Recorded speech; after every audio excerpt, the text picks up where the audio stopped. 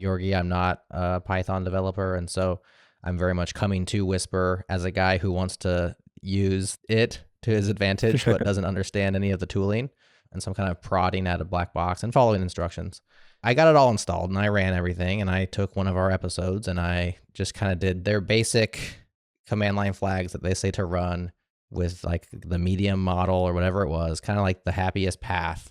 And I ran our episode through it and it did a great job. It transcribed our episode in like something like 20 hours on my Mac. And so remember at that time, Adam, we were talking about, well, we could like split it up by chapter and send it off to a bunch of different machines and put them back together again, because we're like 20 hours is, well, faster than our current human-based transcriptions, but still it's pretty slow. And I did the same thing with Yorgi's Whisper.cpp when he dropped it in September or October or whenever that happened to come out. And again, just the approachability of like, okay, clone the repo, run the make command, right? And then run this very simple /main, whatever, pass it your thing. And the exact same episode, it was like 4 or 5 minutes versus 20 hours. Now, I could have been doing it wrong.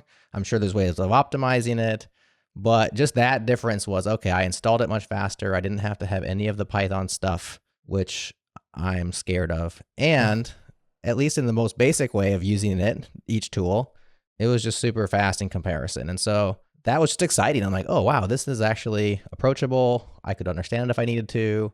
And it seems like, at least on a M1 Mac, performs a whole lot better with, we're pretty much the same results, because like Yorgi said, it's the same models, right? Like you're using their same models. You're just not using all the tooling that they use, that they wrote around those models in order to run the inference and stuff.